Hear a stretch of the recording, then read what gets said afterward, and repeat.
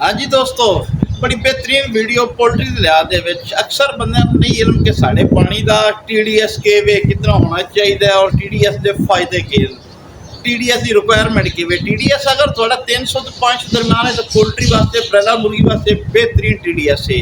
अगर इस उत्ते थोड़ा TDS है तो बेहतरीन बड़े मुख्तलिफ किस्म के ना मसले आ सकते हैं। ये मुर्गी फीड पानी कम खासी फीड कम खाती और बीमारियों के मसले ज़्यादातर लाक हो सकते हैं। TDS खासकर थोड़ा ओके होना चाहिए और TDS कितना होना चाहिए ये वजूहत और ये नुकसान सारे थोड़ा इल्म होने चाहिए।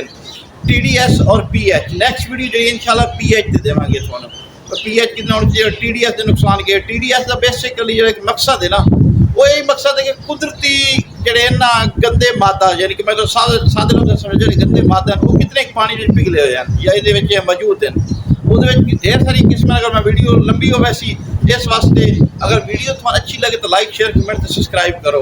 मिलते हैं और किसी नैक्सट वीडियो।